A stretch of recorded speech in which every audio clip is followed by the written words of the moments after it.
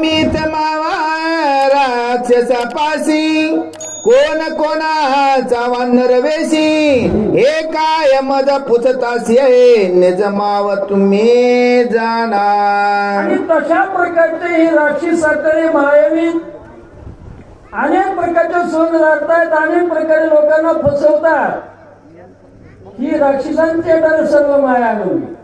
आणि मग इथं कोण आलंय, कुणाचं आलंय, ही वानर कोण आहे ही मलाच माहित नाही. आणि तुम्ही मला काय विचारताल बरं? राक्षसी देखो आणि सीते पाशी वानर गुर कवितयांशी वेगी पळती विवळतेशी आती भयशी भयभीत.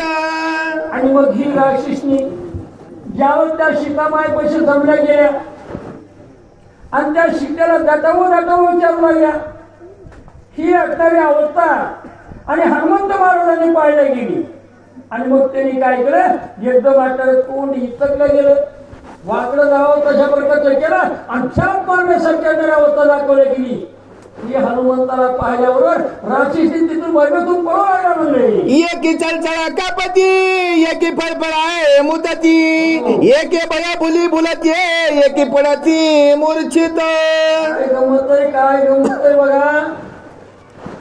नुसतं अक्षर हनुमंतानं त्या ठिकाणी डोळे वटारले, दात अक्षर त्या ठिकाणी हिसकावले आणि चेप मारण्याचा प्रयत्न केला.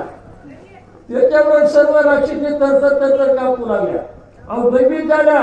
कुणाचा तर त्या ठिकाणी मूर्छेवर पडला गेले. अशा प्रकारची अवस्था झाली. गोंबन कर गाडी जीवेशी वळले गोबडे एकी अंधारी देती दडी आता तोंडी पय एकी. हनुमंताचा दरार आहे तशा प्रकारचा. हनुमंताची याच्यावर भीती आहे, त्याच्यामुळे थरथर कापू लागल्या. कुणाला हाक मारता येईना, कुणाला बोलता येईना, त्यांची बोबडी वाळू लागली. आणि अशा प्रकारची अवस्था त्या राक्षसीची झाली. म्हणली एक भयचकित भीती नेसने गळाली नेनती नागवी रावणापाशी जाती मग सांगती वण बोबा. आणि मग त्या ठिकाणी आता त्यांना भीती वाटली. भीती कशाची वाटत असते हो? तुम्हाला सगळ्यांना माहिती आहे, मरणाची भीती वाटत असती. प्रत्येकाला असं वाटतंय काही झालं तर होऊ जा, पण आपल्याला मरण येऊ नये.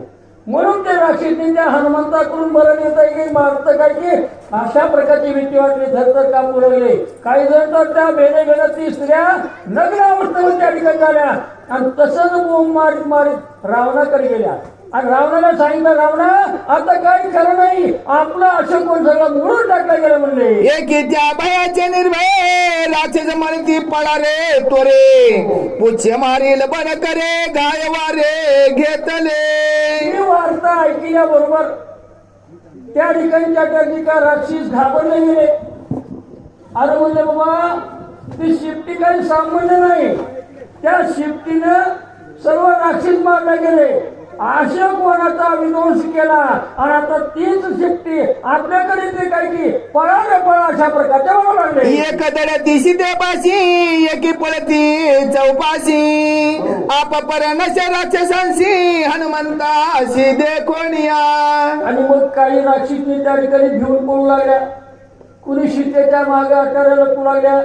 काही अटारे सीतेला म्हणतात, हे माय आम्हाला वाचवा. अहो त्या भीतीच्या बेन त्यांची एवढी अवस्था आजारी विकार झाली त्या ठिकाणी देवच राहिले नाही. आपण पण विष्णू गेला, काय करावं ते कळायला गेलं. अशा प्रकारची अवस्था झाली.